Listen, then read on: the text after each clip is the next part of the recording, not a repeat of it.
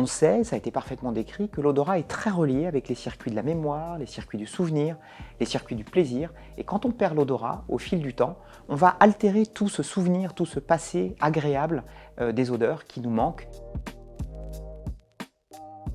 Alors la polypose, c'est une maladie qui est une maladie bénigne.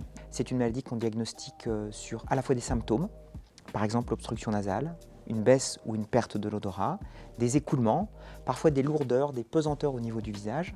Et quand on a ces symptômes, on a en général la présence de polypes qui sont présents dans les deux fosses nasales. Bonjour, je suis le professeur Olivier Mallard, je suis chef de service d'ORL au Centre hospitalier universitaire de Nantes, où l'on prend en charge entre autres des patients qui souffrent de polypose naso-sinusienne. Alors la polypose nasale, c'est une association de symptômes qui sont le fait d'avoir un peu le nez bouché, d'avoir le nez qui coule, d'avoir un peu de pesanteur, de perdre un peu l'odorat. Ça finalement c'est ce qu'on a quand on a un gros rhume.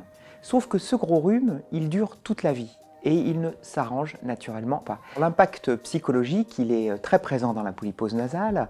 Bien sûr, les symptômes physiques sont au premier plan, l'obstruction nasale, la perte de l'odorat. Mais il faut savoir que quand on a le nez bouché en permanence, on dort mal, on va se fatiguer, et quand on se fatigue physiquement, on est bien souvent fatigué également psychologiquement. L'obstruction nasale va se majorer au fil du temps, et la perte de l'odorat, on sait, ça a été parfaitement décrit, que l'odorat est très relié avec les circuits de la mémoire, les circuits du souvenir, les circuits du plaisir, et quand on perd l'odorat, au fil du temps, on va altérer tout ce souvenir, tout ce passé agréable des odeurs qui nous manquent. Le goût des aliments, la saveur des aliments, s'effondre petit à petit et en termes de qualité de vie, c'est extrêmement important parce qu'on sait le plaisir de manger, d'avoir la possibilité de sentir les odeurs est important dans notre quotidien. Quand on considère un patient qui a une polypose, très vite on se rend compte que cette polypose c'est un vrai fardeau pour le quotidien.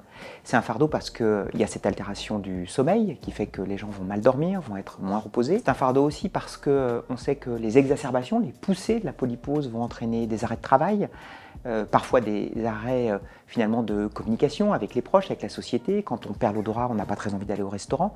Donc cette polypose, elle va entraîner tout un tas d'impacts sur la qualité de vie du patient.